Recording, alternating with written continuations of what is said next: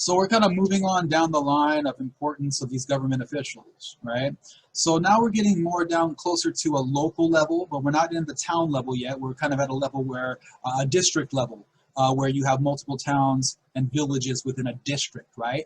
Well, the lead government official in that district is known as a corregidor, all right? And so they're basically like a governor or a mayor for a number of towns and villages, right? And their job is not just legislative, but it's also judicial, okay? So they're kind of like the head judge in that area.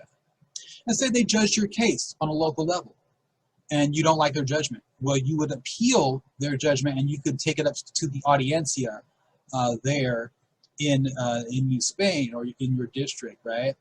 And then if you don't like the audiencia's decision, then you could appeal that and go all the way to the Council of the Indies. Okay, so you kind of see how the judicial structure is set up there. If you, like, say you go to court here in San Diego, right, and you know you want to appeal the decision of the court, you would go to an appeals court, right? And say you go through a number of appeals courts, and then you finally get to the Supreme Court with your appeal of that court decision.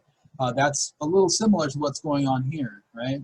So the first level would be at the district level, right? Where your decision, actually it could be at the town level, but you could actually take it up to the district level with the corregidor is basically like a governor, it's like a mayor, but he makes court decisions as well. Like he'll make judgments on local disputes. Okay, so this is a guy, this is one individual. He's in charge of the whole district, right? So this guy, he's in charge of the district. His term is about 5 years usually. So he'll be in office for about 5 years. Usually these guys tend to have a military background because they have to maintain order in that area. And a lot of times they'll be governing areas that have indigenous people's villages in them, right? So they're trying to control the indigenous people, and this guy's in charge of that ultimately, right? And there'll be local military forces and all that as well, but he's like the highest ranking local, well, not local, but the district level government official, okay? Now, yeah, he does have legislative power, meaning that he can make laws, and he does have judicial power, meaning that he could make decisions on court cases, right, or local disputes, but they're limited. He doesn't have supreme authority over his district. Why? Because he has higher ranking government officials above him, such as the viceroy or the audiencia, and he has to work within the confines of their laws and their decrees, right? So he has a little wiggle room where he can make laws and judgments on cases, but ultimately he has to work in the legal system of the government officials that are above him. He has to conform to their laws, okay? And the last thing on these corregidores is they're very corrupt at times, okay? A lot of times they buy their position, okay? So in Spain, at times you can actually buy your political position. You don't get voted in the office. It's not a democracy. You can pay for your position, and sometimes it costs a lot of money, right? And so say you wanted to be a corregidor and you wanted to buy your position, you would get that position for 5 years, right? Well, why would you buy this position? What's the point? Because the idea is that you could make a lot of money off of this position. And this is where the corruption comes in. So what happens is these individuals buy their position, and then they end up taking advantage of the indigenous peoples that they're governing over. How do they take advantage of them? Basically, they will force them to buy goods from the corregidor. Like he's basically going to force indigenous people to buy his stuff.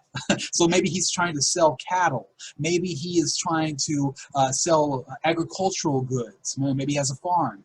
Okay, so this government job of his is just kind of like a way for him to make money. And he's supposed to be maintaining law and order as well within his district, right? And collecting taxes and all that good stuff. But he's out to make a profit, you see? And so basically he ends up being corrupt by forcing indigenous people to buy stuff from him, and he's usually selling his goods and services at a very high rate. Okay? Other times, another way that they can make money is by forcing indigenous people to sell their goods to him at a low rate. Okay, so say the corregidor wanted to buy a bunch of maize, right? He wanted to buy a bunch of maize from indigenous people. They grew it there in their village, and he wants to buy it, and he's going to force them to sell it to him at a really cheap price because he has this political authority, and he could take advantage of that. He could pressure them and make them sell it to him at a cheap price. So through that corruption, he could gain a lot of money. He could gain a profit, and that's why he bought the post. He bought that political position in the first place so that he could make some money off of it. Because guess what? You know, yes, the Spanish government will pay him for being a corregidor, but he is not getting paid that much. His salary is actually pretty low. So the only way he's going to make money is by being corrupt and ripping off the indigenous people in the ways that I've just said.